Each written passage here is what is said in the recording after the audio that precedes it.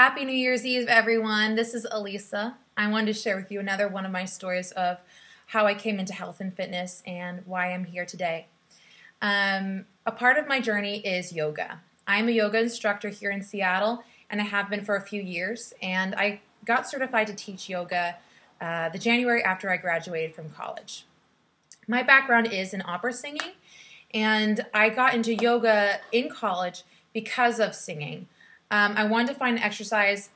I never had a regular exercise program or regime before. I hate cardio. I'm bad at all sports.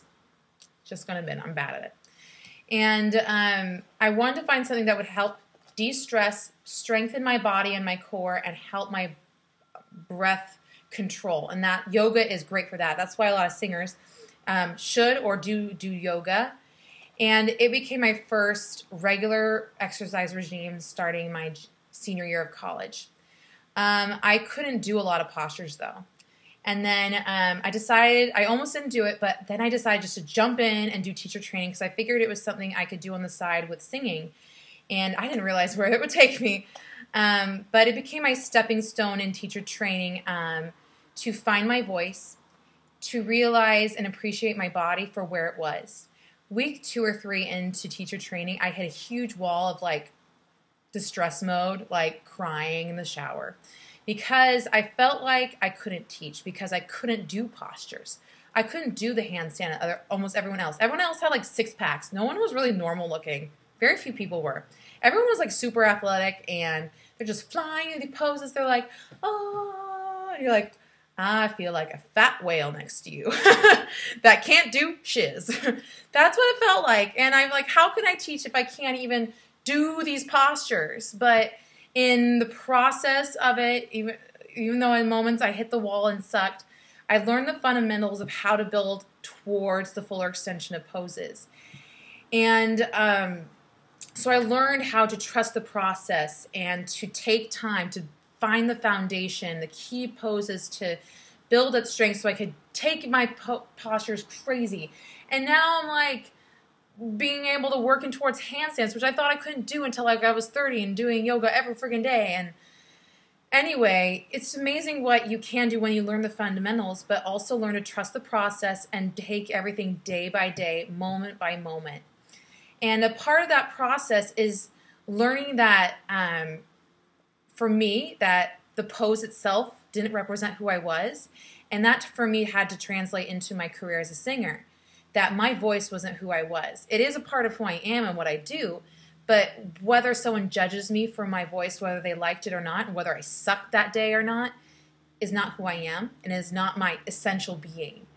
And so when someone says, an audition in the singing world, I don't like your voice, it sounds like a muffled tire, or blah, blah, blah, whatever it was, it won't carry that same weight if you think that your product of what you do is who you are. And that's not true. Last night I read this quote, and a part of it wrote, yoga isn't about executing the poses perfectly or having the best balance. Yoga is connecting with yourself. And so again, it's with our job, whether you're in yoga and fitness or in banking and finances or a teacher, what we do, the product we create in the world, and the output isn't who we are. And we don't need to derive our value there.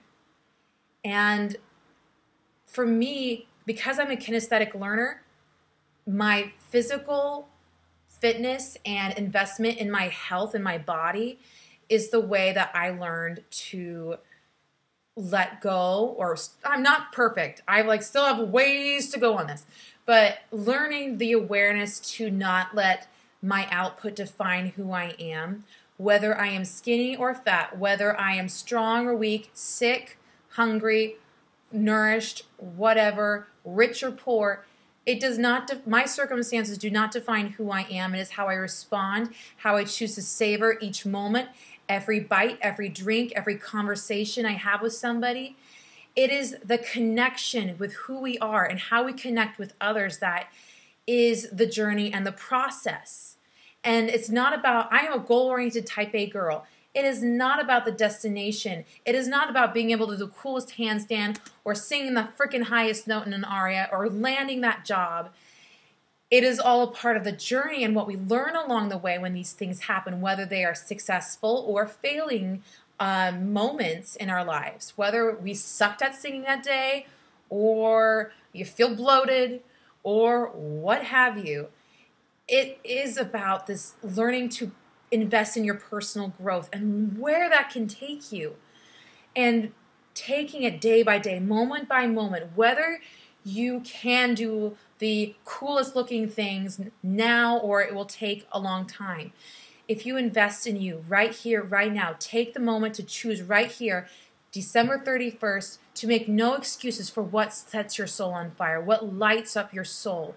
And you can choose the direction here and now of wherever your destination is going to be. Because it's not, we're going to get there eventually, but we get to choose how we go about that destination and where we want to head and make our lives and become the people and person we want to be.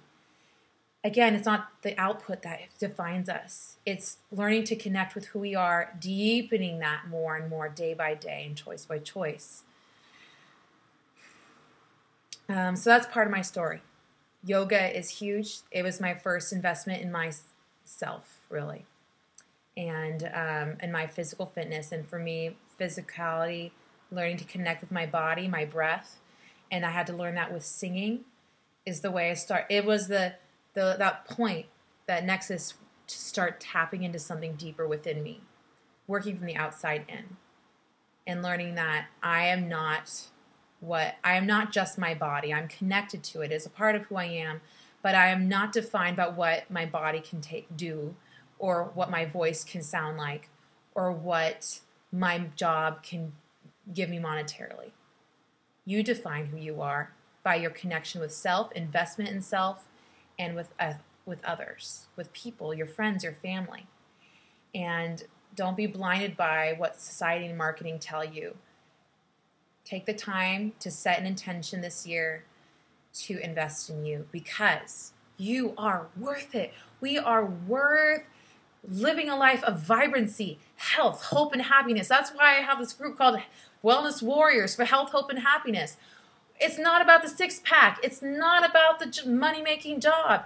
Yeah, that can be part of the process and like cool things that just happen along the way, but is connecting to yourself so you know who you are and you can light your soul on fire and light other people's soul on fire, right? Why are we here then if it was meant to live a miserable existence? Yeah, sucky things happen, but we set our intention, we set our attitude towards it. None of us are going to have it perfect all the time, moment to moment, but we work towards being the happiest, healthiest, most hopeful versions of ourselves every day, every moment, so that we can help and inspire others to do the same. Be a wellness warrior this year for health, for hope, and happiness. And that's my little sharing message today with you. And I'll talk to you guys tomorrow, 2015. Have a great rest of your year. Be safe. Love you guys. Ciao for now.